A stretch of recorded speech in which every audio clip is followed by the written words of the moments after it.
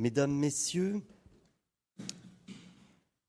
le Cercle du sport de la Sorbonne est une association étudiante qui produit des rencontres scientifiques de qualité en prise avec la société. C'est un plaisir particulier et un honneur que d'ouvrir celle de ce soir qui clôt un cycle de l'année académique. Le débat conférence de ce soir s'intitule « Quelle gouvernance pour le sport de demain ?» Je laisse les organisateurs qui ont plus de titres que moi à légitimement présenter leur argumentaire et également présenter les invités. Toutefois, je les remercierai et les saluerai au nom de la présidence d'être présents. Madame Marie-Georges Buffet, ministre des Sports, et très récemment co-autrice du rapport pour renforcer l'éthique et la vie démocratique dans le sport. Monsieur Thierry Maudet, conseiller au sport à la délégation interministérielle aux JO et Jeux paralympiques, Monsieur Clément Lopez, chercheur et auteur d'une thèse en sociologie de l'action publique sur les modalités de la gouvernance du sport. Ce sont des présentations très succinctes, mais vous aurez compris que nous avons ce soir des experts de la question. La manifestation de ce soir est soutenue par l'Université Paris 1 Panthéon-Sorbonne ainsi que par la Maison des initiatives étudiantes. Au nom de la présidence de Paris 1, je vous souhaite à tous la bienvenue et de bons travaux en remerciant encore le Cercle du sport de la Sorbonne pour son activité de qualité, les travaux scientifiques profonds mis en ligne sur le site, une véritable activité scientifique, digne, qui fait honneur à notre université, et des débats toujours passionnants, comme va l'être celui de ce soir. Je vous remercie.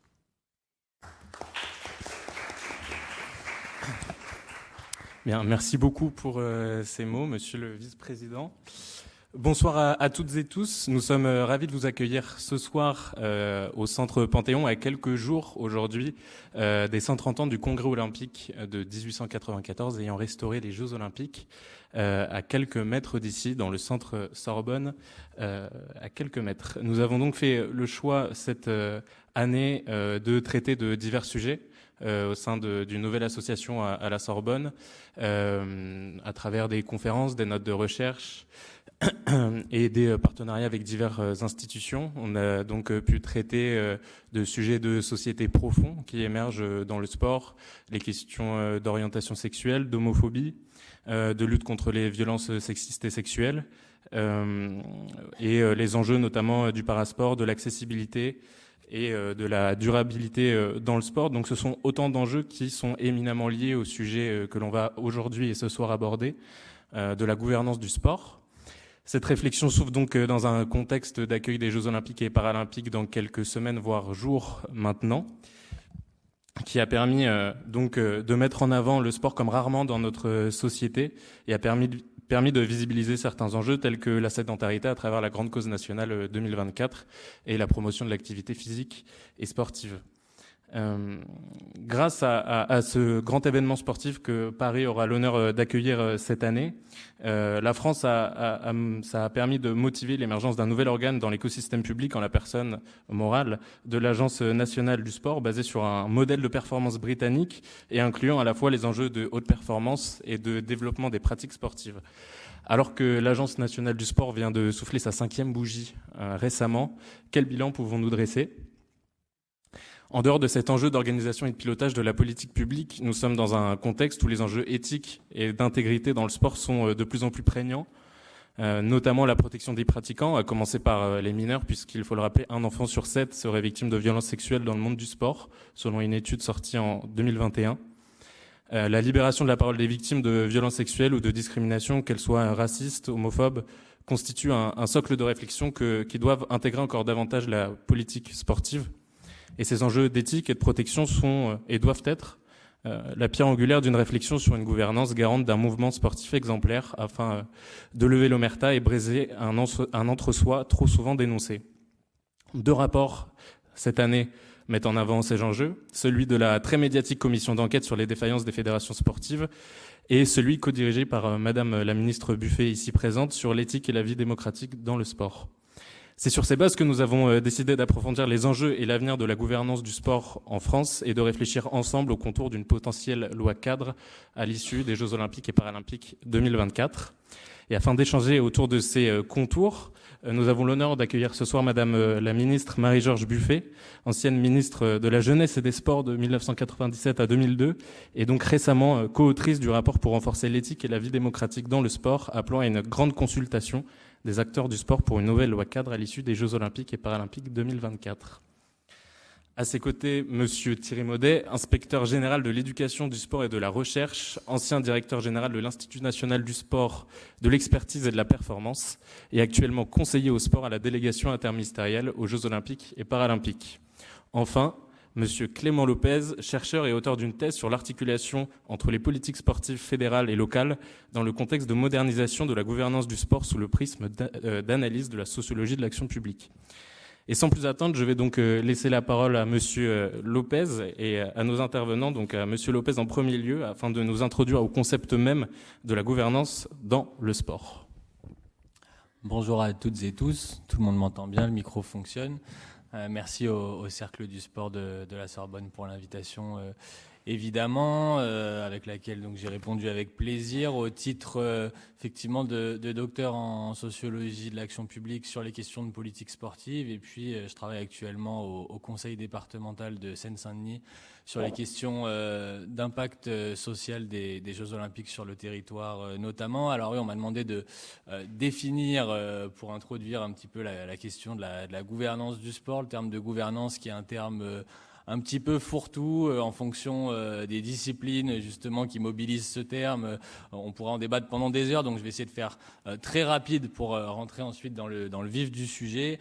Aujourd'hui, on parle essentiellement de gouvernance pour mettre en avant le fait que les politiques publiques, et donc là en l'occurrence les politiques sportives, sont pas conduites uniquement par l'État, et c'est le cas dans le sport depuis longtemps maintenant. La loi sur le sport le soulignait, le rôle des collectivités locales, du mouvement sportif, du monde économique et social, bien évidemment.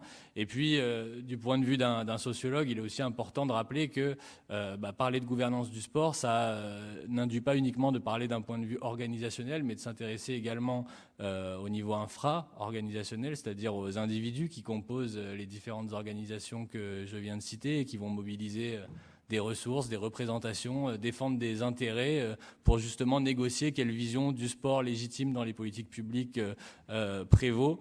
Et puis, dans le secteur sportif, évidemment, le volet supranational avec un certain nombre d'institutions rattachées au mouvement sportif ou tout simplement l'Union européenne qui vont aussi produire un certain nombre de normes, un cadre qui peut être plus ou moins contraignant en fonction des politiques publiques qui sont menées. Je vous remercie pour cette réponse. Je vais laisser la parole à Madame Buffet. En quoi, au vu de votre expérience, comment est-ce que vous définiriez ce concept de gouvernance et les enjeux qui y sont liés ? Il faut d'abord bonsoir à vous toutes et à vous tous. Merci de votre invitation et bravo aux organisateurs. Il faut peut-être partir d'abord d'une définition de ce que représente le sport dans notre société.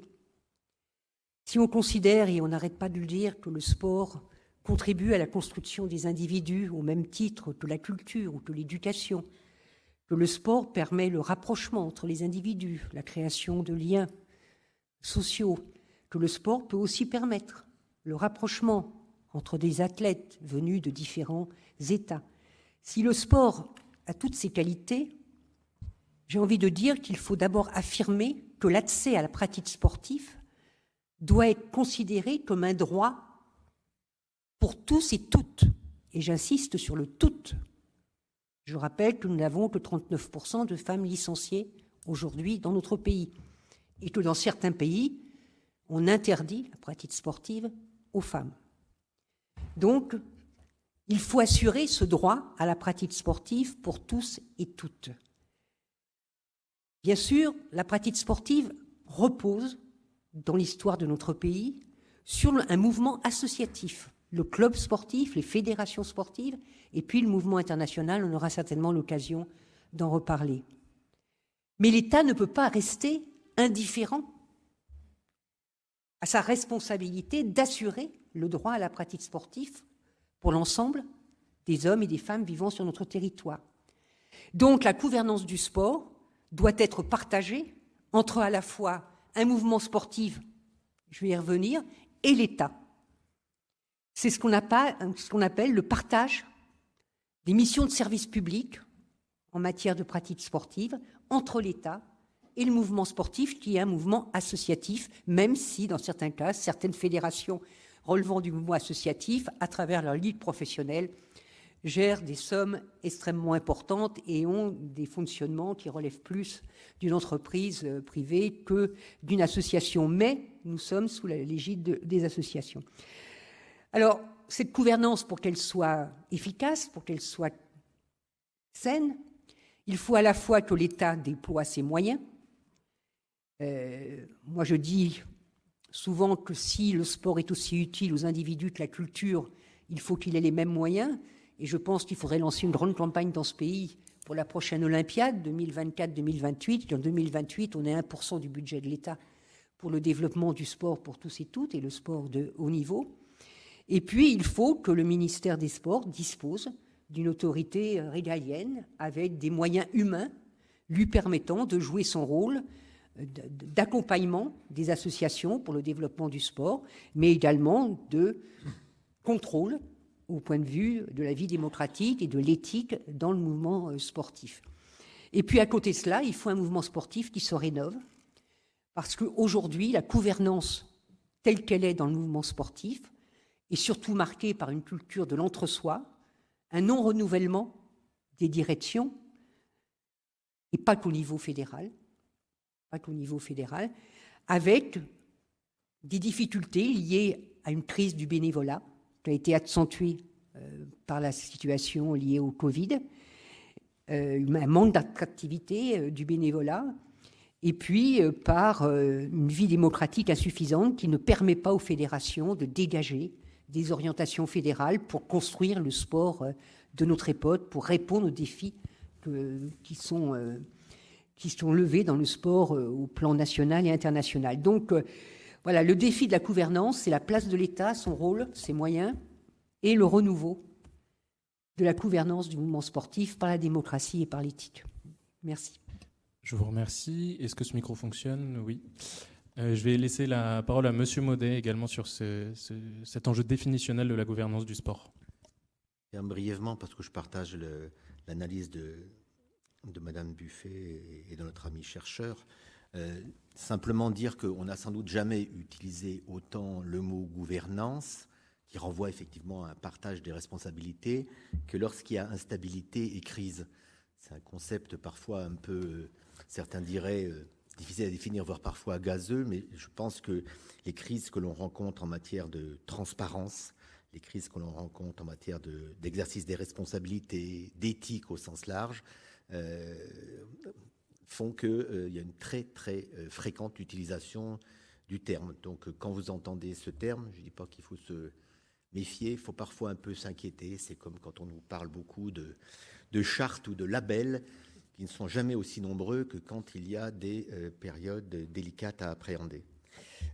Donc je partage bien cette analyse qui vient plutôt quand même du monde anglo-saxon et qui vient beaucoup du monde de l'entreprise, sur la responsabilité sociale des entreprises, RSE, la RSO, et donc cette transposition au monde associatif.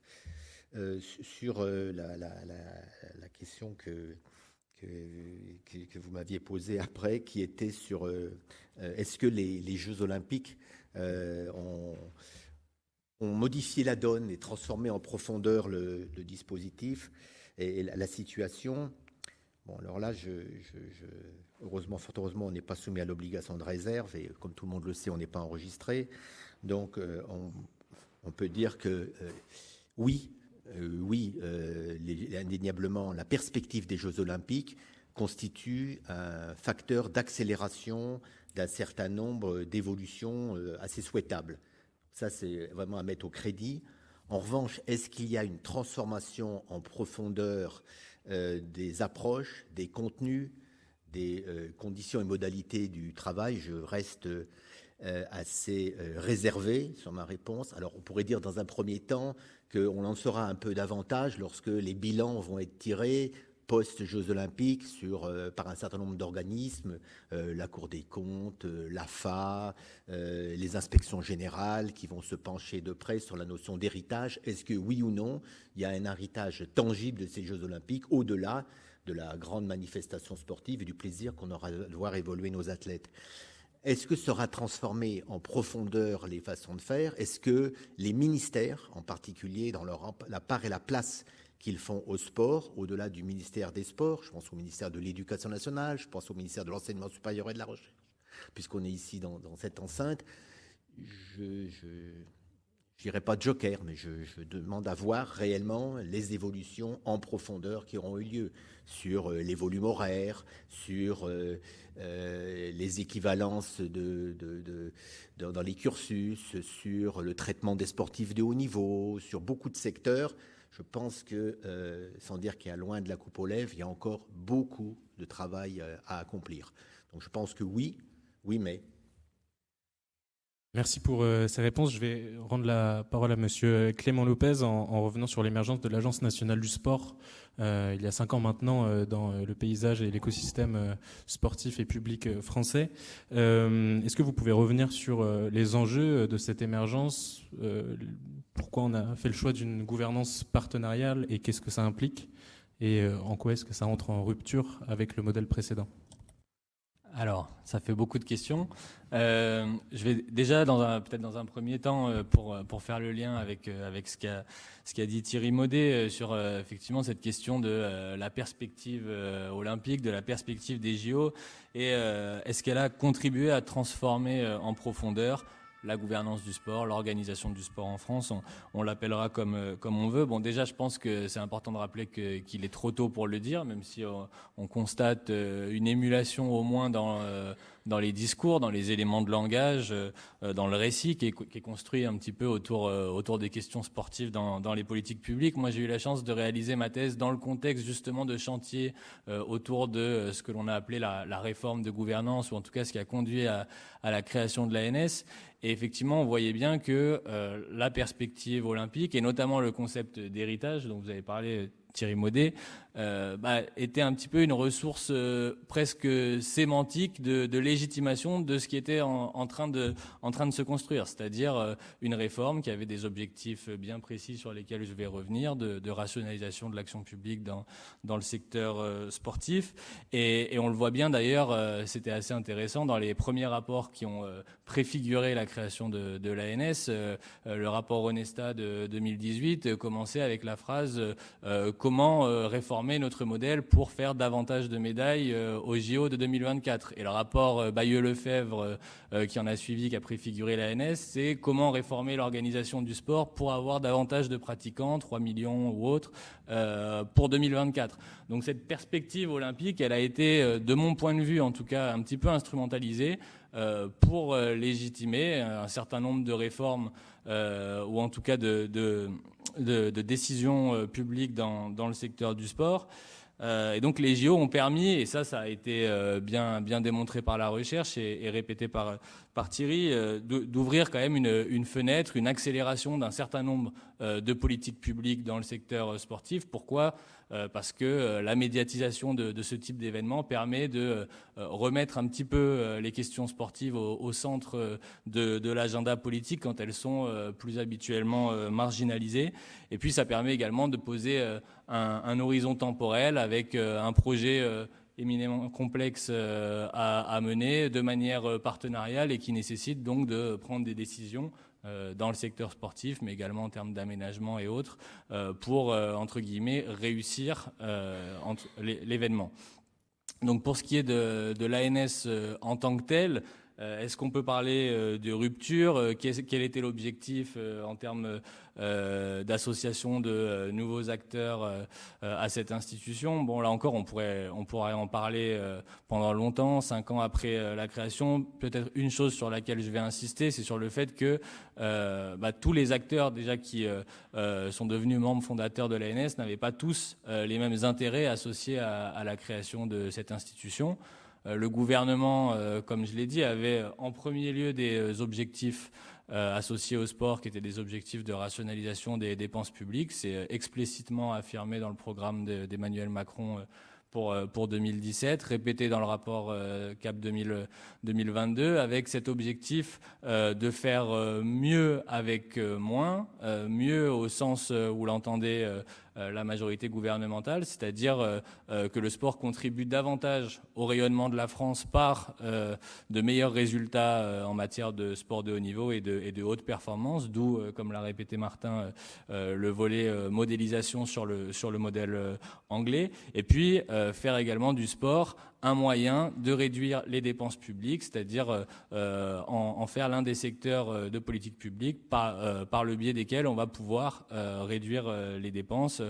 C'est notamment la crise des cadres techniques, etc. Donc est-ce qu'on peut parler de rupture ? Moi, je pense que d'abord, il est trop tôt pour le dire. Ces analyses, elles doivent être conduites à long terme.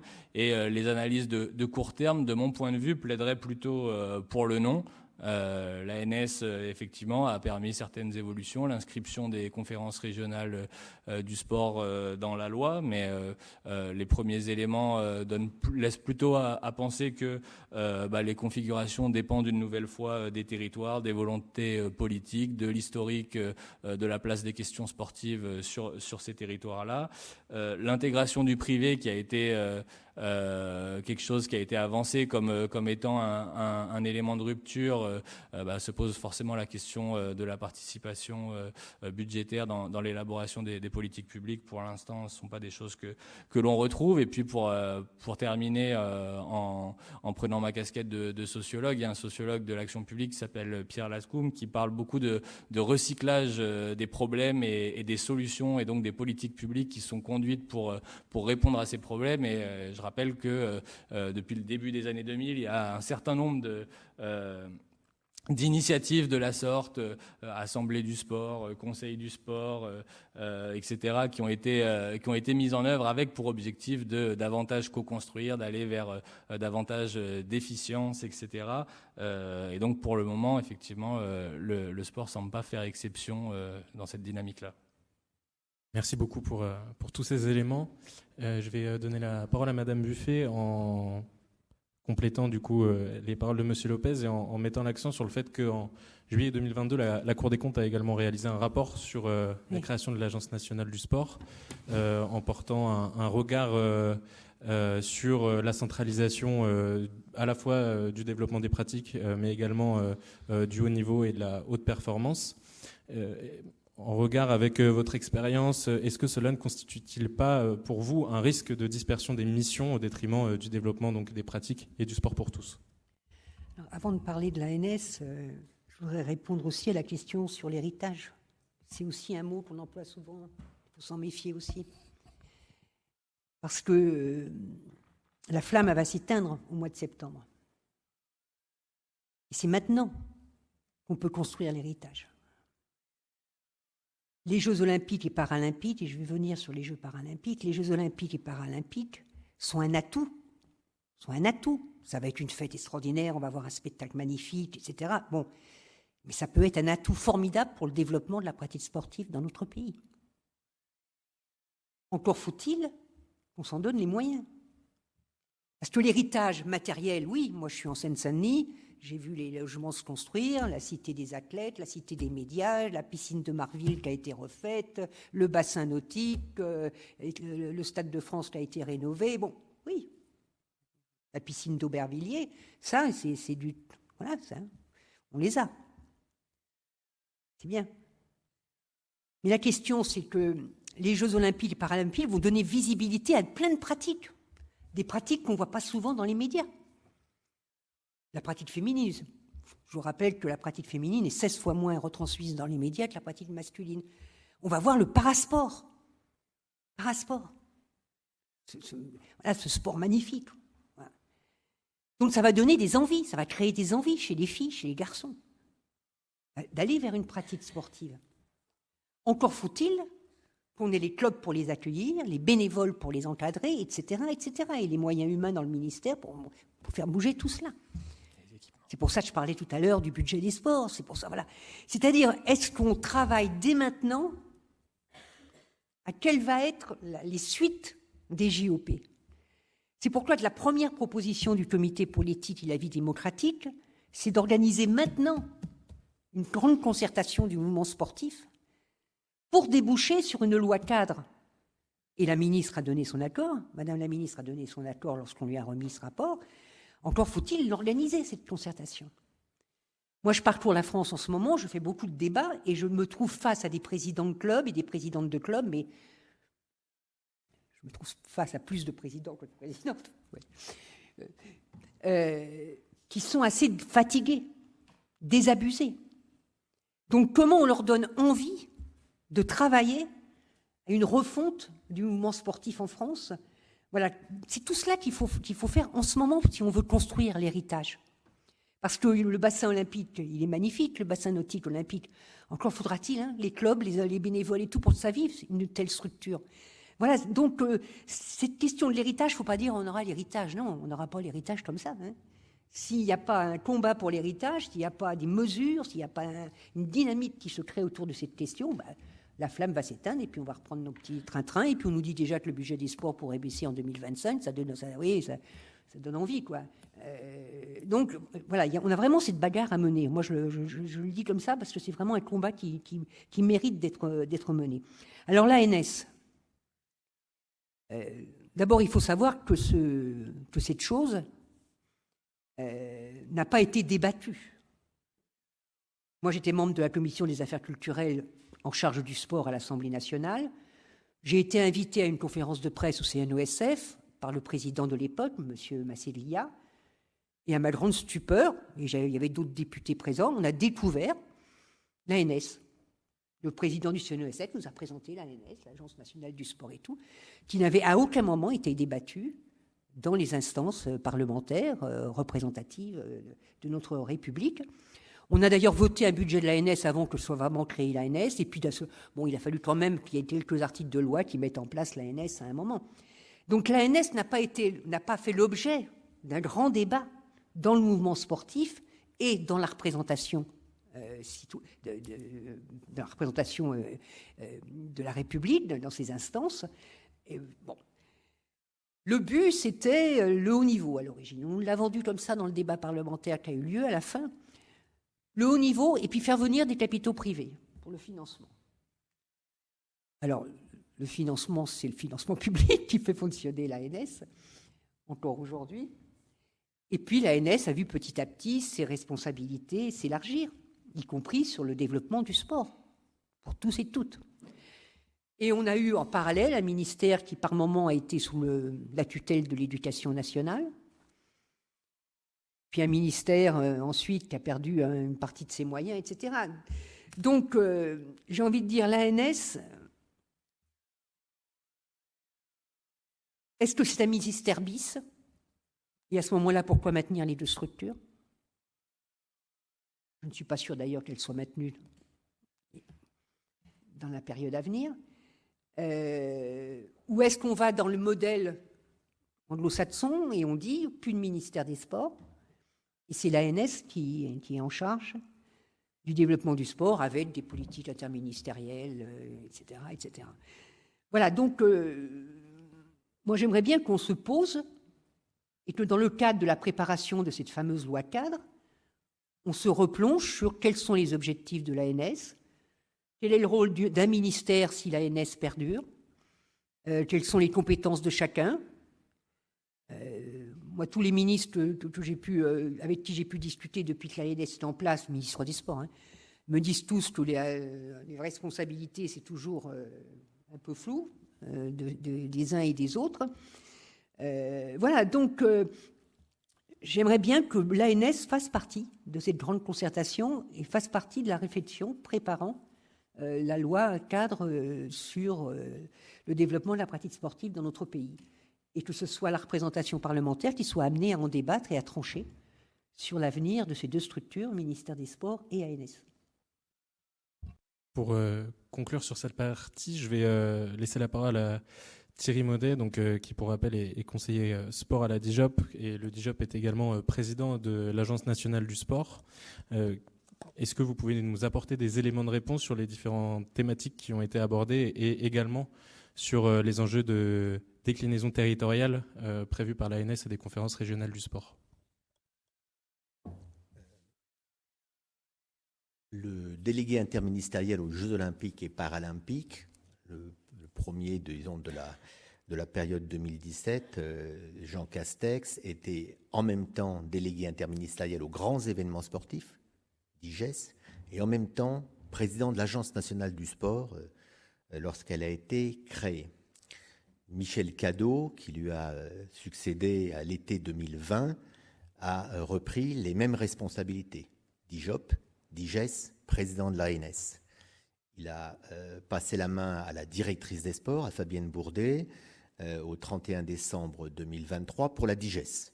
Mais il est DIJOP, président de l'Agence nationale du sport. Je suis le conseiller du DIJOP et en même temps président de l'ANS. Donc, parfois, certains pensent que je fais du grand écart dans la journée parce que ces responsabilités-là sont distinctes et en même temps, pour le vivre au quotidien, elles sont complémentaires. C'est-à-dire que le travail qui est fait notamment autour de l'héritage, matériel, immatériel, est facilité indéniablement par cette double responsabilité, puisqu'il pense, il contribue à la coordination des réflexions sur l'héritage avec ses collègues et collaborateurs, et en même temps, les modalités de financement des actions sont facilitées, bien qu'il ne soit pas un président exécutif, c'est le directeur général, par sa situation de président du conseil d'administration de l'agence. Un certain nombre des opérations qui ont pu être réalisées au titre de l'héritage l'ont été par financement de l'Agence nationale du sport. Ça a facilité. Alors maintenant, sur l'exercice, indéniablement, et ça a été très bien rappelé par Clément Lopez, ça a été très très bien rappelé, on est dans le contexte de 2017 avec un programme qui est très tourné vers l'efficience de l'action publique. C'est-à-dire, il l'a dit, l'efficience, c'est le rapport entre des résultats et des moyens investis, c'est pas l'efficacité, donc on va mettre moins, donc il va falloir rationaliser, coordonner, quelquefois réduire et obtenir davantage de résultats. C'était la thèse. Et ce n'était, et Marie-Georges Buffet l'a très bien rappelé, ciblé, centré que sur le sport de haut niveau. On déplaise aux rédacteurs, etc. On a, sans faire un copier-coller, on a beaucoup regardé du côté du modèle anglais sur la performance. Les Anglais, je rappelle, font un résultat catastrophique en 2016 aux Jeux Olympiques d'Atlanta et deviennent le deuxième derrière les États-Unis aux Jeux Olympiques de Londres. Donc, on montre qu'un pays assez peu différent de la France peut obtenir de très grands résultats avec un modèle d'organisation sur la performance qui est différent. Ça, c'est vrai. On était sur donc l'idée est très claire, c'est on va cibler davantage, ce qui n'est pas du tout le modèle antérieur, on va cibler davantage de moyens sur des athlètes, sur des disciplines, sur des entraîneurs, on va faire revenir des entraîneurs de l'étranger, on va mieux les rémunérer, etc. Donc c'est un modèle qui est assez différent de ce qu'on avait pu connaître antérieurement, pas radicalement différent comme c'est souvent écrit, mais un peu différent. L'agence ayant eu la chance dans ce processus que ses moyens humains et financiers sur la performance aient été significativement accrus. Donc ce qui a permis de faire, certains diront passer la pilule, en tout cas rendre moins amère cette évolution, puisque les fédérations qui n'étaient pas ciblées, les disciplines qui n'étaient pas ciblées, conservaient grosso modo le même régime de croisière qu'antérieurement, et les moyens nouveaux ont été mis sur la stratégie nouvelle. Donc indéniablement, l'annonce d'entrer dans le top 5 de façon durable, à mon sens, on verra si jamais j'ai pris un engagement à la légère ce soir, est actuellement, vu les résultats, tenable sur la partie olympique. C'était la même exigence sur la partie paralympique. Aujourd'hui, le discours, c'est d'être dans le top 8, parce qu'on se rend compte qu'on est plus loin, on est à la 14e place après Tokyo sur la performance paralympique, qu'on ne l'était sur la performance olympique. Ça signifie quand même qu'il faudra obtenir des résultats très significativement améliorés sur Paris, mais on peut penser que le fait de jouer à domicile, ce qui a été démontré depuis Barcelone en 92, jouera à plein et qu'on sera aussi, au-delà de la stratégie qu'on a développée, très porteur. Ce qui n'était pas au départ dans le programme, et la ministre l'a très bien rappelé, c'était la partie du développement de la pratique.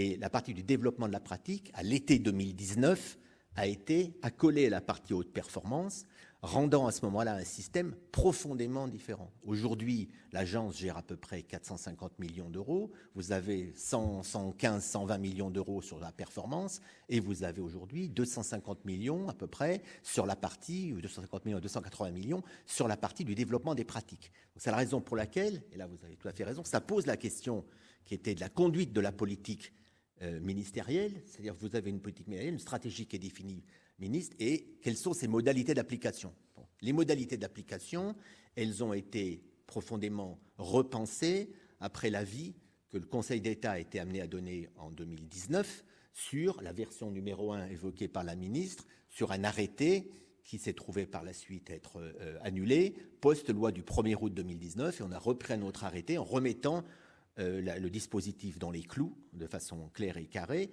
et avec une convention maintenant d'objectifs et de moyens qui lie le ministère avec des objectifs précis et l'agence. Donc, autrement dit, ça renvoie après à une véritable organisation ministérielle dans sa relation à l'agence pour que les engagements qui sont pris dans la convention qui est pluriannuelle soient tenus après par la suite au quotidien. Donc ça appelle de la part du ministère des Sports une organisation humaine et technique pour vérifier, mais on est ici dans une université, c'est encore pire, me semble-t-il, dans le débat entre le ministère de l'Enseignement supérieur et de la Recherche, les universités, les grands établissements, qui sont parfois eux aussi perçus comme sinon des bateaux ivres, mais en tous les cas, des bateaux qui peuvent aller au gré des réflexions que peuvent porter un certain nombre. Donc là, on est quand même sur un opérateur, le Conseil d'État l'a rappelé, et on est sur une relation qui est clarifiée. Après, ça renvoie, et Marc-Georges Buffet le sait bien, ça renvoie à de la méthode ministérielle, un volontarisme, une présence lors des réunions de bureau, une présence lors des réunions de CA, une volonté d'afficher des trucs, une organisation en interne qu'il faut beaucoup de volonté, de volontarisme pour maintenir. À mon sens, pour le vivre vraiment au quotidien, c'est possible, c'est un exercice astreignant. Parce que conduire une voiture à 1, on y arrive. Conduire une voiture avec son compagnon ou son conjoint à 2, c'est toujours très difficile parce que l'autre vous dit toujours « Ah, tu roules trop vite, ah, t'as pas regardé le feu ». Conduire une voiture à 4, ça devient très compliqué. Et donc, il faut poser des règles du jeu en matière notamment de développement des pratiques. Et puis, dernier point pour moi, et là je rejoins ce qu'a dit la ministre, il y a une interrogation à avoir sur le terme « national » dans l'agence du sport. Autrement dit, dans le domaine de la performance sportive, l'État n'est pas trop discuté, pas discuté beaucoup, sur la stratégie qu'il fixe, Ambition Bleue, les moyens qu'il alloue, les directeurs techniques nationaux, les cadres techniques de l'EFED, etc. Bien sûr qu'il y a des crises, mais grosso modo, c'est assez descendant. Par contre, sur la partie du développement des pratiques, il y a une vraie interrogation. Existe-t-il une politique nationale du développement de la pratique ? C'est moins facile sur ce domaine-là. Pour le vivre vraiment de l'intérieur, c'est moins facile. Autrement dit, les politiques prioritaires de l'État, les politiques prioritaires gouvernementales, c'est-à-dire la part et la place des femmes, l'accès des personnes en situation de handicap, la lutte contre les violences sexistes et sexuelles, tout ça, ne sont pas des éléments spontanément pris en compte par les interlocuteurs, qui considèrent souvent que leur responsabilité est prioritairement dédiée à l'organisation des compétitions. Donc la relation à la société, de la société au FED sur ce point est parfois complexe et la volonté de l'État est là capitale pour définir des politiques publiques nationales prises en compte dans ce domaine. C'est moins simple, moins facile, ça demande plus de temps, plus de méthodes que dans l'autre domaine de la performance. Merci beaucoup pour toutes ces précisions et ça nous donne une meilleure idée du bilan qu'on peut tirer de la gouvernance actuelle. Mais alors la question qu'on a décidé de se poser ce soir, c'est quelle gouvernance pour le sport de demain, après les Jeux Olympiques et Paralympiques 2024. Et à cet effet, vous avez rendu, Madame la Ministre, et co-dirigé un rapport donc, pour renforcer l'éthique et la vie démocratique dans le sport le 7 décembre dernier. Est-ce que vous pouvez revenir sur la constitution de ce comité et le travail qui a été réalisé en l'espace de 8 mois ? Qui a été formé à la demande de Madame la Ministre des Sports et des Jeux Olympiques et Paralympiques, qui a travaillé pendant plusieurs mois, qui a auditionné 170 acteurs et actrices du mouvement sportif, mais aussi les institutions, l'ANS, le ministère et d'autres institutions de l'État. À l'origine, c'était un comité qui visait surtout les questions éthiques. Mais très rapidement, après avoir auditionné pendant quelques semaines des acteurs du mouvement sportif, les membres du comité, et moi la première, nous avons estimé que s'il n'y avait pas un bouger sur la vie démocratique à l'intérieur des fédérations, ces fédérations seraient dans l'incapacité de mener le combat éthique. Et donc nous avons priorisé la question de la vie démocratique dans le mouvement sportif. En disant cela, je ne fais aucune attaque contre les bénévoles qui animent le mouvement sportif. Je rappelle que ces bénévoles, plus de 3 millions, se dépensent sans compter pour faire vivre le droit à la pratique sportive. Donc, il faut avant tout leur rendre hommage.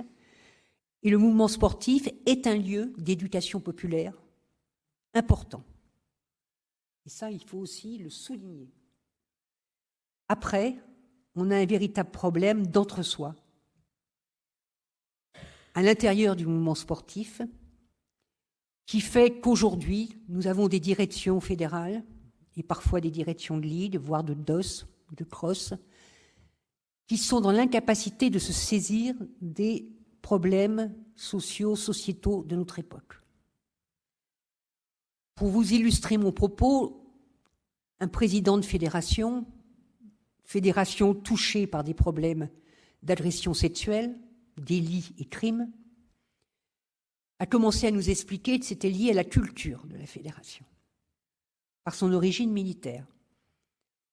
Et lorsque nous avons parlé des méthodes d'entraînement, il nous a expliqué que ça se passait génération en génération. Je ne pense pas que cet homme, ce président, essayait de nous raconter des histoires. Je pense qu'il pensait réellement ce qu'il nous a dit.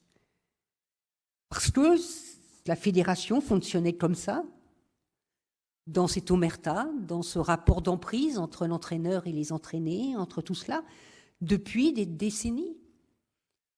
Et que le débat ne se levait pas à l'intérieur de la fédération pour soulever ces problèmes et les traiter. Voilà. Donc je pense que si on ne contribue pas à un renouvellement profond de ceux et celles qui dirigent le mouvement sportif aujourd'hui, on aura du mal à faire changer les comportements à l'intérieur de ce mouvement sportif. Donc nous avons fait des propositions précises. D'abord, donner plus de place aux clubs dans le fonctionnement des fédés. Alors, les lois d'initiative parlementaire de 2017-2022 avaient un peu amélioré la place des clubs, mais c'était compliqué, c'était un pourcentage de clubs par rapport aux délégués, enfin, etc. Donc, nous pensons que les clubs doivent être associés à l'ensemble des assemblées générales des fédérations. Il y a des moyens modernes aujourd'hui au niveau de la vidéoconférence et tout qui peuvent le permettre. Nous pensons également qu'il faut procéder à un changement du mode de scrutin et généraliser le scrutin sur liste, comme pour les collectivités territoriales, c'est-à-dire que ces scrutins sur liste, la liste majoritaire a bien sûr une majorité de représentants dans les organismes de direction, mais les autres listes sont représentées, y compris dans les bureaux exécutifs des fédérations, afin que le débat se poursuive sur les orientations fédérales, afin que la transparence existe dans le cadre des décisions fédérales, etc. Si nous allons faire un scrutin sur liste, à la proportionnelle, avec représentation des minorités, ça nous permet aussi d'aller à un scrutin sur liste à parité. Ça ne réglera pas tout. Je rappelle qu'il y a la parité aux élections municipales. Lors des dernières élections municipales, la parité s'est appliquée, bien évidemment. Mais lorsque nous avons procédé à l'élection des maires dans nos communes, seuls 19% des communes ont élu une femme maire. Donc la parité permet l'accès des femmes dans les organes de direction, mais on voit qu'il y a encore à agir sur les questions des mentalités et notamment de la domination patriarcale.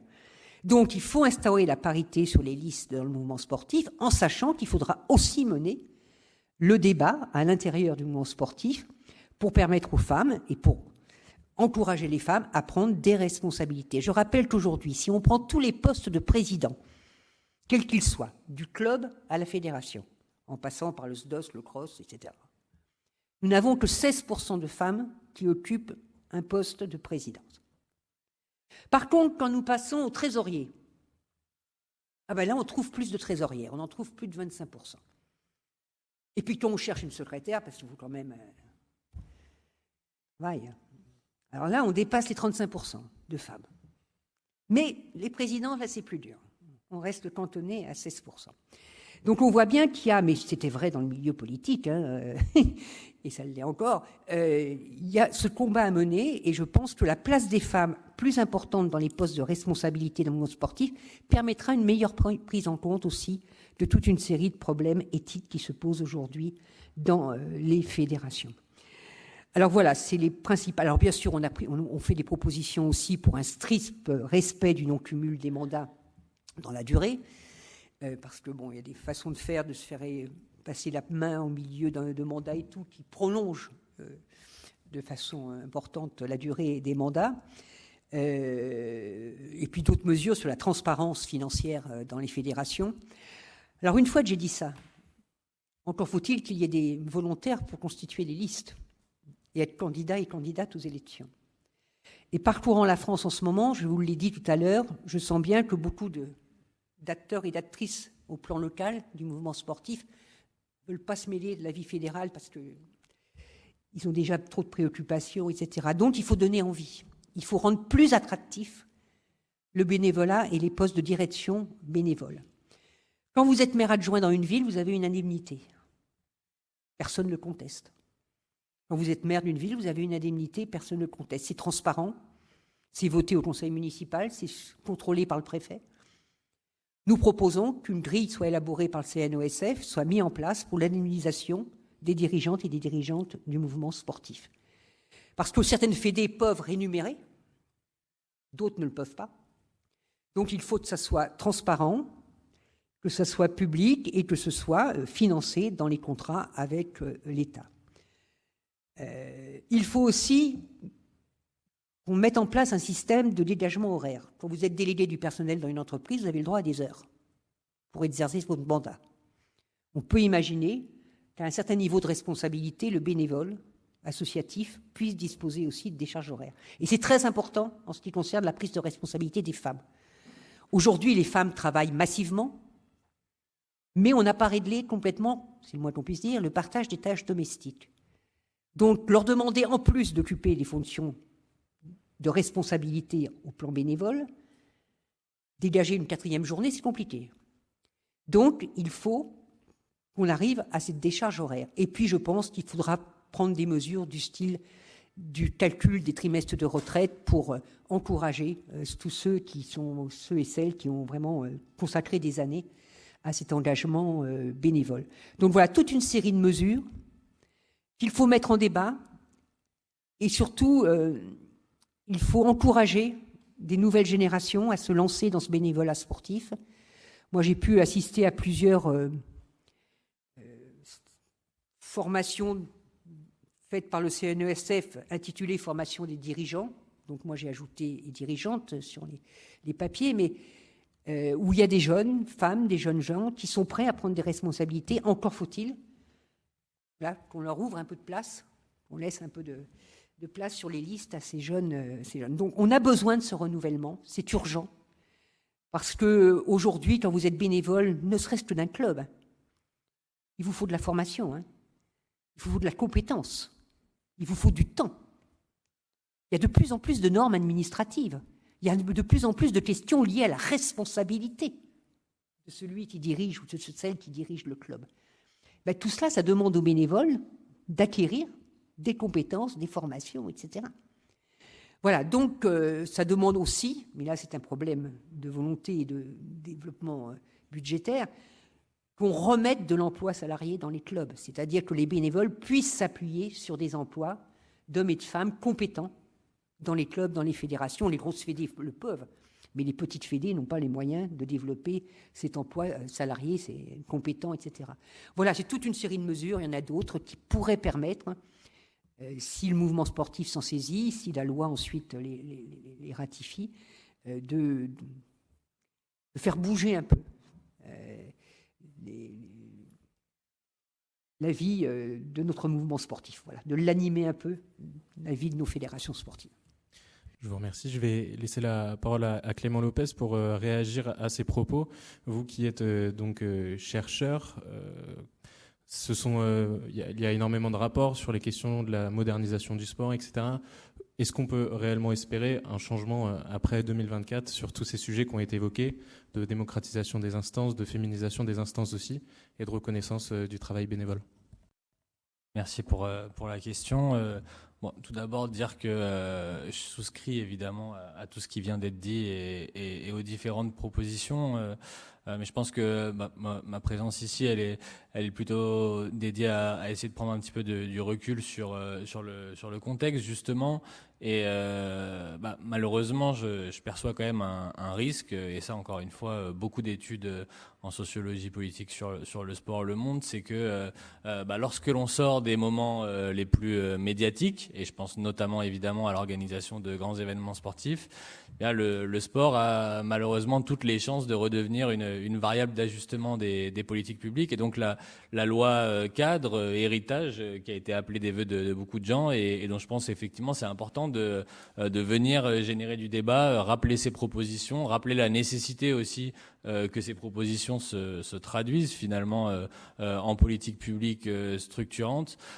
C'est important parce que c'est pas la tendance malheureusement, et d'ailleurs ce que je constate aussi, c'est une tendance qui est assez largement visible dans beaucoup de secteurs de l'action publique, c'est que souvent il faut, pour que des sujets arrivent à l'agenda politique, évidemment, il faut des événements médiatiques. Alors on a parlé des JO, mais ça peut être aussi des crises, et en consultant justement le rapport de Marie-Georges Buffet et Stéphane Diagana, on peut lire dès le départ que le comité a été installé à la suite de défaillances qui ont marqué l'actualité. Et la question que l'on peut se poser, c'est qu'est-ce qui se serait passé si ces défaillances n'avaient pas marqué l'actualité, n'avaient pas été médiatisées? Est-ce qu'on aurait commandé un rapport sur ces questions? Et donc je pense que c'est important d'avoir aussi en tête comment fonctionne l'action publique aujourd'hui. Il y a un enjeu pour les acteurs qui portent une vision militante sur les questions sportives, d'être capable de jouer évidemment avec ce fonctionnement-là. Et puis, je terminerai peut-être en prêchant un petit peu pour notre paroisse, mais il y a énormément d'acteurs dans les universités, ici à la Sorbonne, mais pas que, qui travaillent sur différentes questions. J'ai vu justement dans le rapport que les travaux d'Annabelle Capré sur la féminisation des instances dirigeantes et sur l'intérêt de la mise en œuvre de quotas, etc., sont cités. Donc c'est la preuve qu'il y a eu un vrai travail de fond qui a été engagé. Et malheureusement, ce travail de fond, il nécessite aussi parfois du temps, du travail tout simplement, qui s'articule pas toujours avec le temps politico-médiatique, et ce qui est un vrai frein au changement. Donc voilà, il s'agit d'un contexte qui pousse pas forcément à l'optimisme, mais évidemment, je pense que ce type de propositions et de réflexions sont indispensables et vont dans le bon sens. Merci. Étant donné que notre temps est compté, je vous propose de passer à la dernière partie et d'évoquer les sujets d'éthique et d'intégrité et de traitement des violences dans l'évolution de la gouvernance du sport.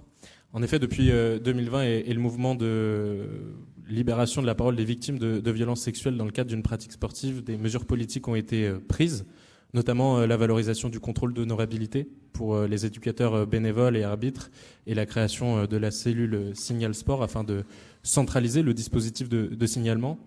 Néanmoins, les rapports parlementaires de la commission d'enquête sur les défaillances des fédérations sportives fait état d'une multiplicité d'acteurs nuisant à identifier un dispositif unique de traitement des cas. Alors, je vais laisser la parole à Thierry Maudet afin de nous expliquer le bilan qu'on peut dresser de l'actuelle gestion de ces violences dans le sport. Question très sympathique, très, très difficile on le sait tous, de maniement. D'abord dire, pour ma part, que ce n'est pas une affaire malheureusement nouvelle, donc qui amène à s'interroger sur l'efficacité de l'action, je ne sais pas si elle est seulement publique, mais collective. Je me souviens très bien qu'en 2009, j'étais à l'époque directeur général de l'INSEP, la ministre de l'époque, Roselyne Bachelot, nous convie à une conférence de presse, et elle est à côté d'Isabelle de Mongeau. Et donc, elle croit à la parole d'Isabelle de Mongeau, la tenniswoman, et elle l'a écoutée, et elle l'a entendue, et elle a porté sa parole à ce moment-là en disant ce qui lui est arrivé, etc. J'étais dans la salle, il faut que je sois très modeste là-dessus. Je me dis quel risque elle prend quand même, parce que c'est toujours dans ces affaires-là, parole contre parole, et la victime n'est pas toujours malheureusement écoutée. Je me souviens, c'est le bénéfice de l'âge, d'avoir assisté au débat à la télé chez Pivot avec Matzneff. Peut-être certains d'entre vous s'en souviennent. Vous voyez le film qui est sorti récemment sur le consentement, sur l'attitude de Gabriel Matzneff avec une enfant de 13 ans. Et donc, à l'époque, Pivot l'a redit par la suite. Il dit rien. Seule Denise Bombardier, qui est en débat avec lui, s'exprime et dit que c'est un scandale d'entendre ça et tout. Mais à l'époque, ça passe. Donc, et dans le domaine du cinéma, il faut les dénonciations post-MeToo, Judith Godrèche, etc. Donc, on voit qu'il faut beaucoup de temps, et on voit que c'est en train de changer quand même, profondément. D'ailleurs, il faut reconnaître ça aussi à l'intérêt parfois de l'industrie cinématographique américaine, que les affaires Weinstein, tout ça, ont donné un impact considérable, et le sport ne peut pas être à l'écart de ça, et que la loi qu'a décrite sur l'entre-soi à l'instant la ministre des Sports ne peut pas être de mise, quoi. C'est pas possible. Donc, mais ce que je voulais simplement dire en rappelant ces quelques faits, c'est qu'il y a eu pourtant des prises de position fortes, publiques, et qu'on a eu le sentiment que ça n'avait pas fait beaucoup bouger les lignes, quoi, malheureusement, et qu'il fallut probablement que notre société soit rattrapée par une sorte de prise de conscience, parce que ça ne paraissait pas un scandale en soi de voir des adultes avec des enfants et tout ça, et quelquefois même les familles étaient malheureusement, sinon complices, à tout le moins complaisantes, quoi, là-dessus. Je veux aussi dire que ça pose aussi la question du rapport à la performance dans le domaine du sport. Je pense que le rapport de Marc-Georges Buffet et Stéphane Diagana ont aussi esquissé des pistes là-dessus. Là aussi, j'ai bien en mémoire ce qui se passait à l'INSEP. On est sur le fil du rasoir, c'est-à-dire qu'on pousse les athlètes au maximum de ce qu'ils peuvent faire, vraiment, vraiment, vraiment. Et vous êtes toujours sur une espèce de ligne qui n'est pas que physique ou physiologique. Vous êtes aussi sur les limites mentales. Tout le temps, vous allez au-delà de la normale. Un sportif de très haut niveau de performance, c'est pas quelqu'un de normal. On le voit, vous voyez Djoko qui va au bout de lui-même et puis qui ne peut pas faire le match suivant parce qu'il pensait qu'il pourrait quand même faire le match suivant. Donc on va véritablement au bout du bout. Et donc on va aussi au bout du bout sur le mental. Et donc les entraîneurs considèrent, pour certains d'entre eux, qu'ils ont le droit, pour pouvoir avoir la performance, d'aller au bout du bout. Et donc la question qui se pose aujourd'hui sur, à mon avis, les violences, elles sont d'abord prioritairement la question des violences sexistes et sexuelles. Je pense que le sport, et on doit y être attentif, et ça sera très difficile, très très difficile, parce que le sport c'est de la compétition internationale, qu'on est dans un monde qui est, une performance qui est mondialisée, et donc quand vous rencontrez les athlètes, je ne vais pas les citer de certains pays, non seulement ils n'avancent pas l'eau de Vichy, mais en plus la performance est poussée à l'extrême, véritablement à l'extrême. Et vous n'avez pas du tout les règles morales qu'on essaye de s'impartir. Donc je veux dire que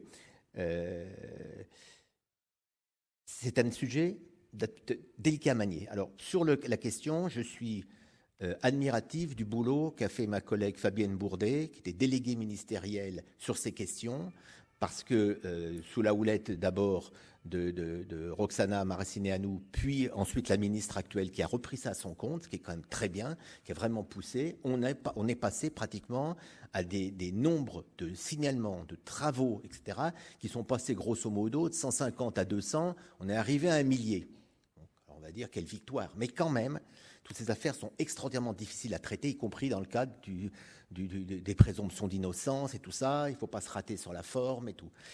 C'est un sujet qui est pris, je pense, aujourd'hui réellement à bras-le-corps. Ça renvoie à l'observation qu'a faite Madame la Ministre sur les moyens dont vous disposez pour le faire.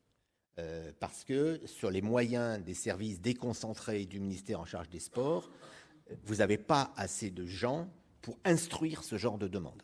Et le risque que vous avez, c'est que si jamais vous êtes dans le cadre des instructions du type classique, Vous savez, si jamais les affaires ne sont pas assez instruites, vite un classement sans suite. Parce que moi, je peux imaginer qu'un procureur ou une procureure qui a un paquet d'1,50 m sur le bureau, il y a des affaires qui peuvent leur paraître comme ça à première analyse. Bon. Donc, il faut que les affaires soient vraiment grattées. Il faut faire très attention que très vite les gens prennent les avocats et que vous êtes souvent battus sur des questions de procédure. Donc, c'est un sujet, je crois vraiment hein, qu'il y a une vraie prise de conscience. Je crois vraiment qu'il y a une vraie mise en place de cellules, de signalement et tout. On le voit, nous, sur les Jeux Olympiques, on travaille beaucoup, y compris avec le COJO, pour faire en sorte que sur place, on puisse avoir des procédures très rapides de signalement. Ça ne sera pas la panacée. Je pense qu'on part vraiment de très loin. Je vois quand même dans l'évolution, au moins, tout à l'heure, certains ont dit sur les éléments de langage, tout à fait au début, je pense que vraiment, j'ai plutôt bon espoir parce que je pense qu'il y a des choses qu'on n'ose plus dire et il y aura probablement des attitudes qu'on n'aura plus fort heureusement à voir. Merci pour ces éléments et je rebondis sur votre rapport, Madame Buffet. L'une des propositions phares qui pourrait intervenir dans le cadre de la loi héritage post-JOP est la création d'une agence ou d'un établissement suprafédéral en tout cas, afin de traiter les questions de violence, d'éthique, d'intégrité, et donc intégrant évidemment la lutte contre les violences sexistes et sexuelles, également la commission d'une reconnaissance des faits avérés de violences sexuelles. Pour vous, quels seraient les enjeux, les bénéfices autour de cette nouvelle organisation et quel rapport devrait-elle entretenir avec les fédérations sportives ? D'abord, je crois qu'il faut distinguer différents problèmes. On a les fléaux qui existent dans la société, le racisme, l'homophobie, le sexisme, qu'on retrouve dans les stades, qu'on retrouve sur les terrains. Il faut les combattre, il faut accompagner les fédérations dans ce combat, avoir des exigences auprès des fédérations, etc. Mais le sport, c'est le corps. Le sport, c'est ce rapport au corps, ce corps dans l'espace public, ce corps qu'on utilise pour pratiquer, pour aller... Et vous avez une sorte de violence ordinaire, notamment quand vous allez vers le haut niveau. Pour obtenir le résultat, pour dépasser la performance, on exige toujours plus de l'individu. Moi, la phrase qui me restera longtemps de ces 170 auditions, c'est celle d'un jeune athlète de l'INSEP, l'Institut national dont vous parliez. 16 ans, haut niveau. Il a eu cette phrase, il nous a dit « J'aimerais que de temps en temps, on me considère comme un individu et pas simplement comme un sportif. » Cette phrase dit beaucoup. C'est-à-dire, est-ce qu'on considère que la performance justifie tout, y compris la violence ordinaire et la remise en cause de l'intégrité physique et psychique des individus concernés. Donc, ça demande toute une série de remises en cause du rapport à la performance, vous l'avez très bien dit, mais aussi de la formation des encadrants, des entraîneurs, etc. Et puis, vous avez dans le sport cette particularité aussi, ce rapport entre l'entraîneur et l'entraîné, qui dure parfois des années. Il peut se créer des phénomènes d'emprise. Vous êtes un jeune athlète, une jeune athlète, vous avez en ligne de mire les championnats du monde, la Coupe d'Europe, ceci, cela. Votre entraîneur se conduit de telle ou telle façon, mais prendre la parole. Vous vous rendez compte l'effort que ça demande? Ça veut dire remettre en cause toute cette préparation, cet effort qui a été fait, etc. Et puis vous êtes dans la famille, vous êtes dans la fédération, la famille, vous savez. On est entre nous. C'est très très difficile de prendre la parole. Donc la loi de 2017 avait mis en place les comités d'éthique. Et puis comme ça a été plus ou moins suivi, leur mise en œuvre, on a découvert par exemple dans certaines fédés que seul le président de la fédé pouvait saisir le comité d'éthique. Ce qui fait que le comité d'éthique n'avait pas trop de travail, que le président pouvait dormir sur ses deux oreilles, ça se passait très bien. Donc les propositions du comité, c'est de revoir la composition, les pouvoirs de ces comités d'éthique fédéraux. Il faut qu'ils puissent s'autosaisir. Il faut que ces comités soient composés en majorité d'éléments extérieurs à la Fédé. Mais ça ne suffira pas. Nous pensons qu'il faut un comité suprafédéral. On a un truc qui s'appelle le CNOSF, le Comité national olympique et sportif français, qui a fait une très belle charte de déontologie, très complète, que les fédés peuvent adapter, hein, c'est mis dans le préambule. Hein. Ils peuvent adapter. Et le CNOSF, il a une responsabilité par rapport au comportement du mouvement sportif dans notre pays. Donc, nous pensons qu'il faut créer un comité d'éthique suprafédéral au sein du CNOSF, composé, pareil, de personnalités extérieures, compétentes, etc., pour pouvoir intervenir lorsque les fédés sont déficientes sur tel ou tel aspect. Ça demande de renouveler tout cela, et puis ça demande une volonté pour mettre en place ces instruments. Alors après, le comité a beaucoup discuté. On était très hésitants, concernant notamment les violences sexistes et sexuelles.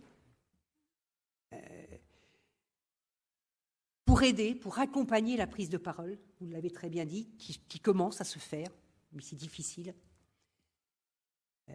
C'est difficile de s'adresser à sa propre famille, on l'a vu dans la commission sur l'inceste, pour dénoncer. C'est difficile.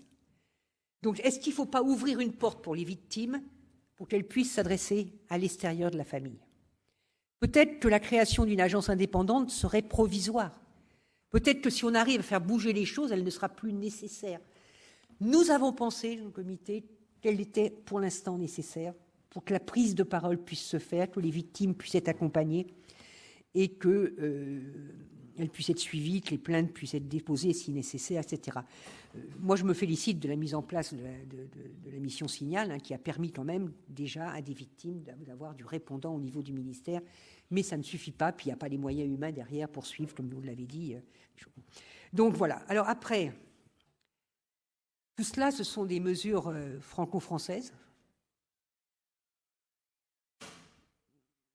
Ouais. Et puis il y a un mouvement sportif international. Le Comité international olympique, les fédérations internationales, toutes ces choses. Toutes ces choses qui ont un pouvoir assez important. Quand vous êtes candidat pour organiser un grand événement sportif, le Comité international olympique ou la Fédération internationale, elle vous met ses conditions. Puis on nous explique presque que la charte olympique, c'est presque une constitution supranationale par rapport aux constitutions nationales. Vous êtes un État, vous voulez un grand événement sportif, oui, ben. C'est la loi. Appliqué, la charte olympique. Alors, tu as beaucoup de qualités, cette charte olympique, etc. Mais j'ai envie de dire, est-ce qu'on peut se contenter de mener un combat que franco-français ? Je pense qu'il faut faire ce qu'on a fait sur le dopage. Il faut se dire qu'il faut que la France fasse, mais il faut aussi que la France se tourne vers les autres États et dise ensemble, il faut qu'on se tourne vers le mouvement sportif international parce que lui aussi, il peut agir. Il peut agir pour l'éthique. Il peut avoir des exigences par rapport aux fédérations nationales. Il peut avoir des exigences par rapport justement à cette question de comment on envisage la performance dans les décennies qui viennent, etc. Voilà, donc l'Union européenne a compétence sur le sport depuis le traité de Nice. Ça fait quelques années. Vous avez entendu parler de sport, vous, dans la campagne des élections européennes qui ont lieu dimanche ? Alors, silence complet.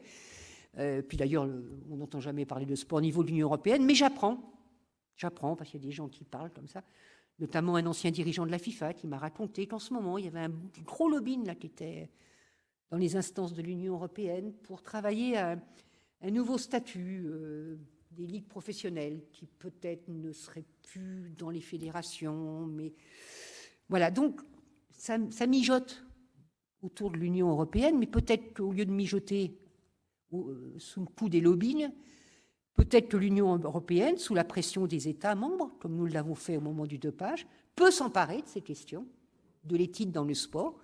Et une fois que nous serons nombreux, les États, à se travailler sur ces questions, nous pourrons nous tourner vers le CIO avec des exigences particulières en direction du Comité international olympique. Voilà, donc je suis comme vous, je pense qu'on peut avancer, qu'on peut y arriver. Comme ça, on a bougé dans d'autres milieux, vous avez évoqué les milieux de la culture ou les milieux, je pourrais parler des milieux politiques aussi, on a bougé un peu. Mais voilà, il faut mettre les moyens. Il ne faut pas simplement dire les victimes, elles n'ont qu'à parler. Ce n'est pas si simple. Il faut vraiment mettre les moyens pour qu'elles puissent le faire en toute... voilà, en préservant leur liberté, en préservant leur intégrité. Et ce n'est pas si simple pour des athlètes de haut niveau. Et je dis bien qu'ils soient filles ou garçons, parce que les maltraitances sexuelles et sexistes ne sont pas que contre les jeunes filles, mais aussi contre des jeunes gens dans le mouvement sportif. Donc il faut bien avoir les deux choses en tête. D'où cette proposition d'agence. Mais tout cela est à discuter, ce sont des propositions. Mais voilà pourquoi nous avons été jusqu'à cette proposition. Je vous remercie pour ces mots. Afin plutôt de conclure cette conférence, peut-être en quelques mots, et avant de passer aux questions du public, nous souhaitions vous donner la parole à chacun d'entre vous afin de défendre peut-être une proposition phare qui aurait sa place au sein d'une future loi cadre héritage à l'issue des Jeux Olympiques et Paralympiques 2024. Je donne la parole à Clément Lopez. Ok. Moi j'avais préparé la question et j'ai déjà commencé en fait à y répondre dans mes propos précédents, mais évidemment les propositions elles ont déjà été présentées et encore une fois je suis très largement d'accord avec ce qui a été dit.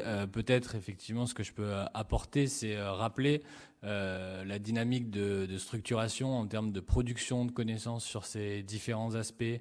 Là aussi, les JO ont ouvert aussi un effet un petit peu de levier vers une structuration de ces acteurs dans les universités, mais pas que, qui travaillent sur ces questions, la question des violences, la question de la performance. On a beaucoup parlé de comment performer, mais on pose rarement la question du pourquoi, à quoi ça sert. Et toutes ces questions-là, elles sont traitées. Il n'y a pas beaucoup de communication, et notamment en matière d'aide à la décision sur ces aspects. Donc voilà, si j'avais une proposition, ce serait tout simplement d'intégrer les acteurs qui produisent de la connaissance aux réflexions pour justement aboutir à des propositions telles que celles qui ont été présentées précédemment. Voilà, je vous remercie. Si je vous laisse la parole, Madame Buffet. Je vais être un peu utopiste. Que le sport prenne toute sa place dans le débat public, dans le débat politique. Que le sport soit une question qui soit débattue. Que mon débat de ce que va devenir l'éducation nationale, de ce qu'il faut faire à l'université, que le sport prenne toute sa place dans le débat public, parce que je pense que s'il prend sa place dans le débat public, eh bien, les choses bougeront. Parce que les citoyens et les citoyennes seront avertis, s'en mêleront, les bénévoles seront confortés. Donc moi je rêve de cela, qu'il n'y ait pas une campagne électorale sans que le sport soit présent dans les débats, aux côtés des autres grandes questions, la santé, l'éducation, l'écologie, etc. Et puis je rêve de cela, mais peut-être que c'est un rêve, mais on ne sait jamais, ça peut... Peut-être que les GOP vont permettre ça. On va voir.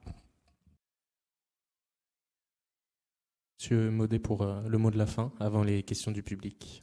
Je pourrais vous répondre, Monsieur Richer, qu'on ne parle jamais après un préfet ou après une ministre, mais je veux bien tenter de conclure sur les propositions. Mes collègues de la DIJOP ne seront pas surpris, je vais en faire deux plutôt qu'une. D'abord, le financement de l'opposition. J'avais été très marqué quand j'avais rencontré un dirigeant qui m'a dit « je vais me présenter à une fédération ».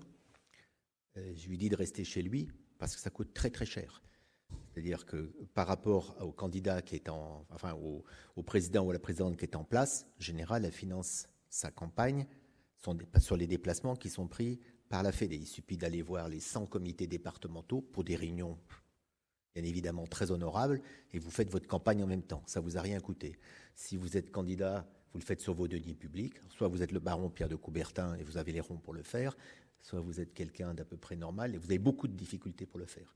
Donc moi, je serais déjà comme première proposition pour qu'une fédé, chaque année, réserve une somme qui serait sur la durée de l'Olympiade et qui permettrait de financer une partie de l'opposition. Après tout, on pourrait dire, comme du côté politique, puisque Marie-Georges Buffet y a fait plusieurs fois référence, que peut-être, si jamais on n'atteint pas telle somme, on doit rembourser la somme qui vous a été allouée pour le faire.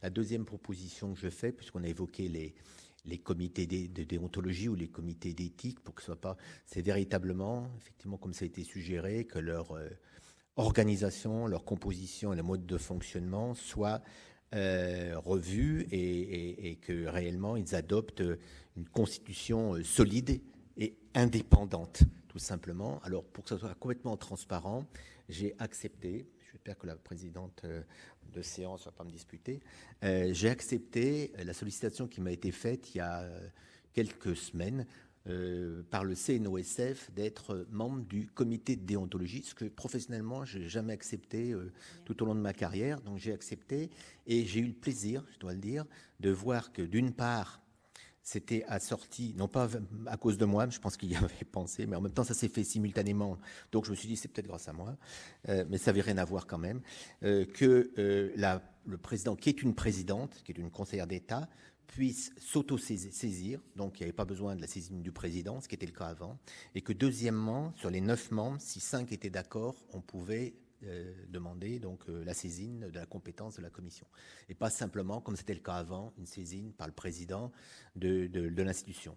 Donc peut-être que dans un an, puisqu'on fera beaucoup de bilans, moi je reviendrai des plages de l'île de Ré à ce moment-là, donc je suis d'accord pour venir plancher, pour dire au bout d'un an, je me suis complètement gouré, ou dis donc, bravo, c'est pas mal. Merci beaucoup pour toutes ces interventions. On va pouvoir passer rapidement aux questions du public.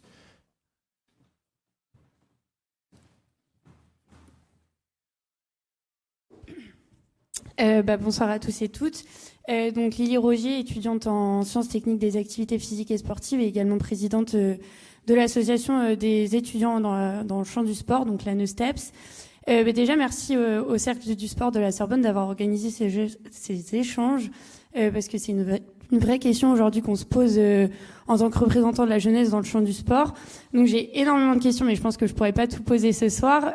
Mais en tout cas, j'ai déjà une première question sur la ligne politique en fait qu'on veut accorder au sport aujourd'hui et sur qui donne cette ligne politique.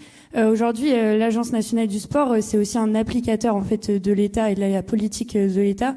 Et moi, qui fais partie du groupe développement des pratiques de l'ANS, on voit qu'on gère des budgets, on développe, on attribue des budgets, mais aujourd'hui, je pense qu'une attribution de budget peut pas se faire sans une volonté politique derrière. Quand on demande de donner des budgets sur la féminisation des clubs, ça suit une ligne politique. Sur l'inclusivité des clubs, ça suit une ligne politique aussi. Donc aujourd'hui, quelle est la place vraiment de l'ANS dans les décisions politiques? Aujourd'hui, elle en a pas. Donc est-ce qu'il y a un avenir sur ça aussi? Et du coup, quelle est la place aussi du ministère? Aujourd'hui, on sait qu'on a un ministère de plein emploi, de plein titre. Enfin, il y a plusieurs choses qu'on peut dire, mais après les JO, est-ce que ça, dans votre vision des choses, est-ce qu'on devrait garder un ministère de plein emploi ou est-ce que finalement on devrait peut-être revenir à des personnes qui sont pleinement impliquées dans l'activité physique et sportive au sein de chaque ministère? Parce que, comme vous l'avez très bien dit, le sport, ça touche de multiples ministères, le ministère de l'enseignement supérieur, le ministère de l'éducation nationale et bien d'autres. Donc ça, c'est ma deuxième question. Et je voulais juste refaire, et je m'excuse pour la longueur de la question, un autre point de vue aussi par rapport... ce soir, on a beaucoup parlé du national et très peu du territorial. Faut savoir que l'ANS, elle est déconcentrée sur les territoires par les CRDS, les conférences régionales du sport, qui sont quand même aujourd'hui de base être censées des instances qui réunissent l'ensemble des acteurs du sport sur les territoires. Moi, j'ai une vraie question sur l'avenir aussi de ces CRDS-là, qui sont censés réunir les acteurs, du coup impliquer les clubs, comme vous l'avez dit, dans la vie démocratique et la politique sportive de leur territoire, avec la construction des projets sportifs territoriaux, les constructions des projets fédéraux aussi. Et on peut voir aussi que normalement, on voit aujourd'hui que les collectivités territoriales sont les premiers financeurs, Aujourd'hui, il y a les conférences des financeurs qui ont découlé de ces CRDS-là, mais on peut voir que les collectivités sont toujours les premiers financeurs et qu'en fait, on n'a pas atteint l'objectif que tout le monde se mette autour de la table et donne un financement au sport. Comment, et ça c'est une vraie question, vous voyez, quel levier on peut avoir, parce qu'aujourd'hui on n'arrive pas, on est face à un mur. Comment on peut faire pour que vraiment le monde économique se saisisse des politiques sportives, que ce soit plus une collectivité territoriale qui finance une piscine ou qui finance un plan d'aménagement des villes, mais que vraiment l'ensemble des acteurs s'en saisissent. Et ce sera tout. J'espère que c'était pas trop long. Merci.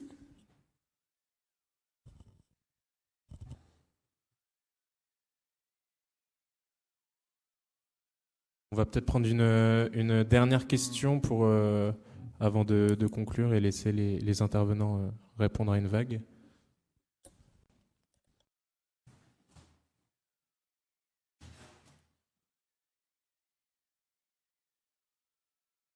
Oui, bonsoir. Je voulais vous demander comment, selon vous, on peut lutter contre les discriminations telles que le racisme ou même les LGBT-phobies. Est-ce que, selon vous, on peut faire en sorte d'imposer une conditionnalité, par exemple, aux fédérations ou même aux ligues, d'une aide financière en échange, par exemple, de formation ou même de contrôle ?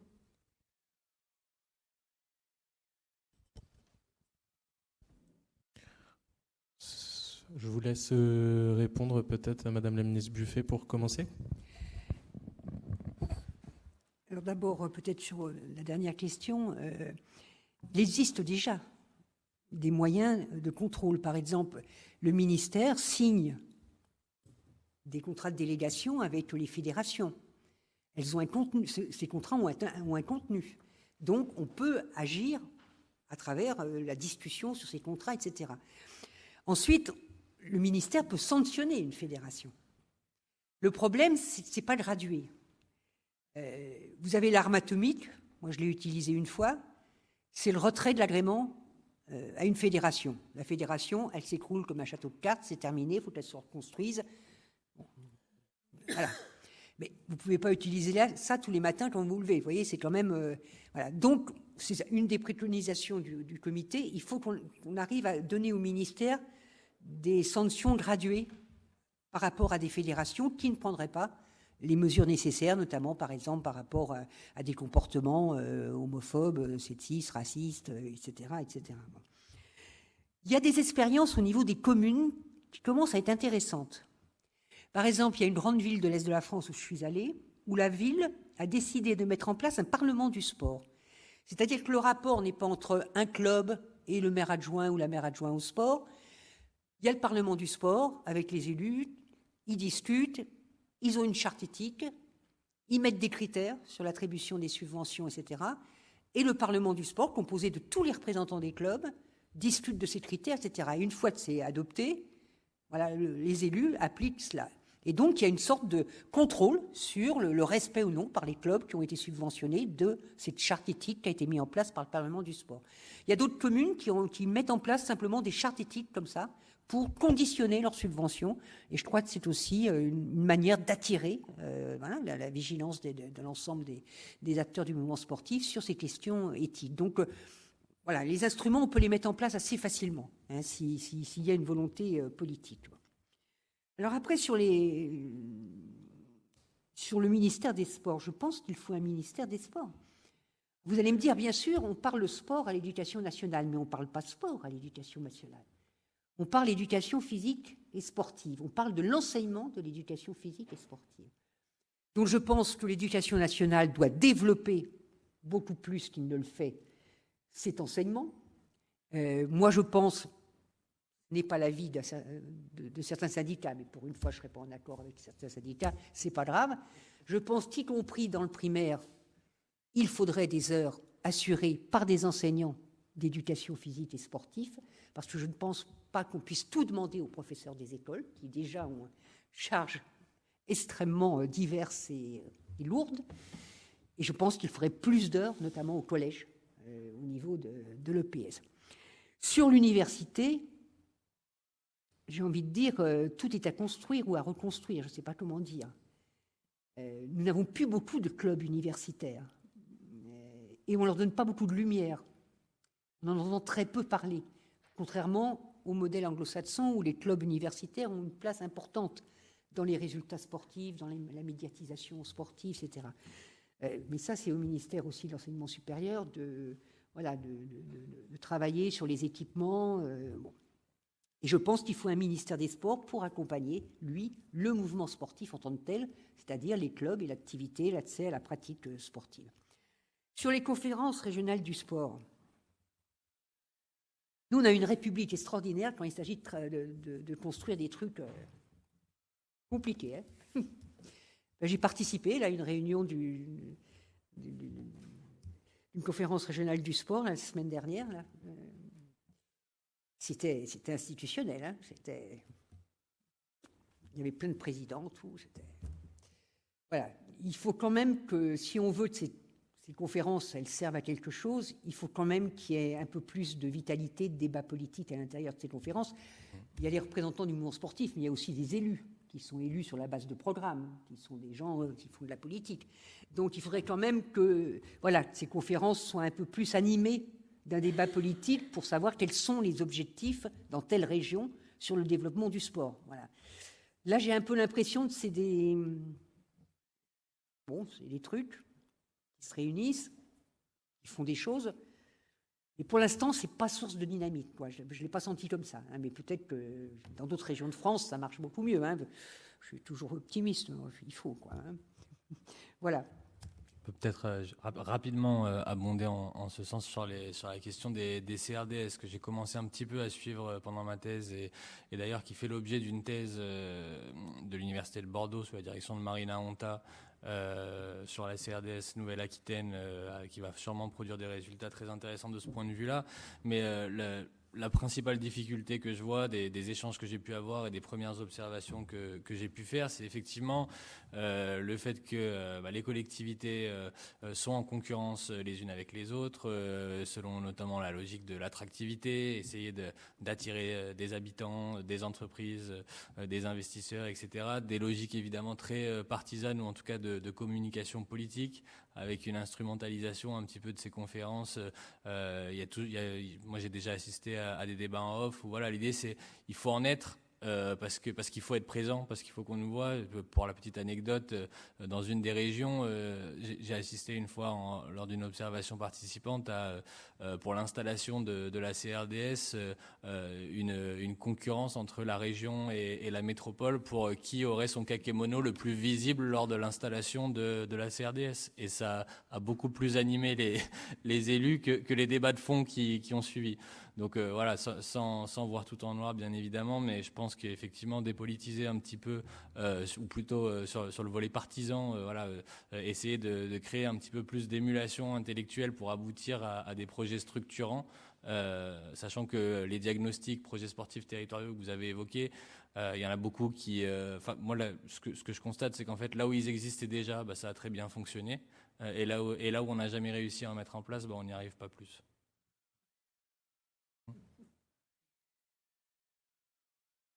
Peut-être dire en premier lieu que je souscris complètement à la proposition formulée par Marie-Georges Buffet sur la pratique physique et sportive au niveau de l'école élémentaire.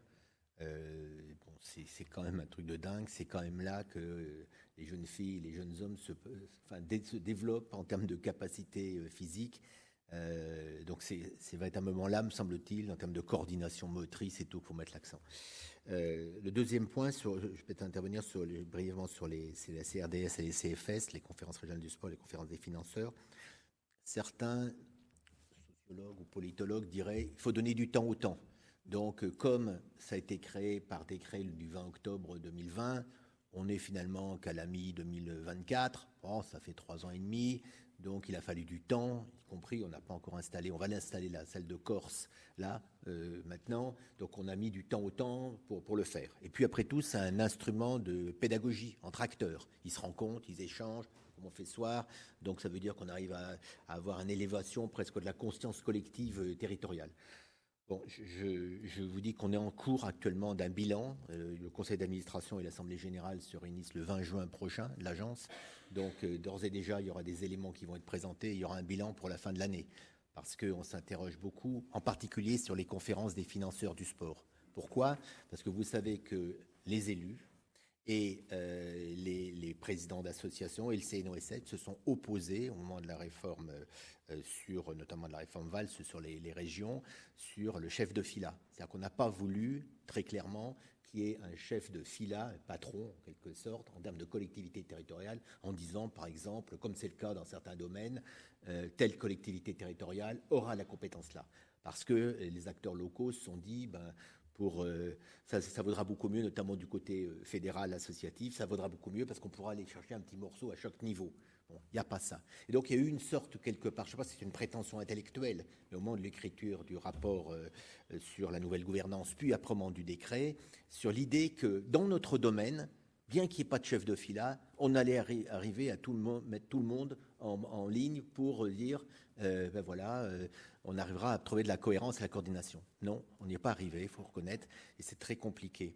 Et puis enfin, pour moi, dernier point sur ces conférences, je trouve que sur les conférences régionales du sport, parce qu'on a voulu faire plaisir à tout le monde, après le décret de 2020, on a retoqué encore dans la loi de 2022, on a rajouté de nouvelles compétences. Il y a au moins une douzaine de compétences des conférences régionales. Or, pour moi, de façon très méthodique, il n'y a que 2 compétences que devraient avoir les conférences. La première, c'est sur les équipements sportifs, pour pouvoir réellement les mettre en ligne, c'est capital. Et la deuxième, sur la question de l'encadrement qualifié et rémunéré. Si déjà on avait de bons équipements et de bons cadres, je pense qu'on s'éviterait un certain nombre de difficultés. Alors c'est un peu basique, mais je ne peux pas aller plus loin dans ma réflexion. Madame la ministre, messieurs, je vous remercie pour ce temps d'échange et je vais laisser le mot de la fin à Émilien Pagès pour conclure cet événement. Merci beaucoup Martin. Un petit mot de remerciement déjà pour remercier nos 3 intervenants pour ce temps d'échange, pour leur confiance et leur présence ce soir. Un petit mot aussi pour remercier Monsieur François Chausson, vice-président de l'université, pour son temps et pour son accompagnement tout au long de l'année. Un grand merci. Un merci aussi à la Maison des initiatives étudiantes de la ville de Paris qui nous a accompagnés cette année. Un merci à tous les membres de l'association qui nous ont aidés à organiser cette conférence et tous les événements tout le long de l'année. Et un merci aussi à vous tous et toutes d'être venus pour cette conférence. Et même si on l'a dit tout à l'heure, c'est notre dernière grosse conférence de l'année, on n'avait pas envie de s'arrêter là. Et en avant-première, on voulait vous annoncer une programmation culturelle qu'on a organisée en partenariat avec le Panthéon à l'occasion de l'exposition Histoire paralympique de l'intégration sportive à l'inclusion sociale 1948-2024. Donc on va proposer plusieurs événements entre juin et septembre, dont une visite guidée le 11 juin et vous pourrez très vite la retrouver dans 1 ou 2 jours à peine sur nos réseaux sociaux. Donc n'hésitez pas déjà à nous suivre, le Cercle du sport de la Sorbonne, pour pouvoir suivre cette future programmation culturelle avec des conférences, des projections et plusieurs expositions à venir. Un grand merci à tous et toutes. Merci pour cette conférence.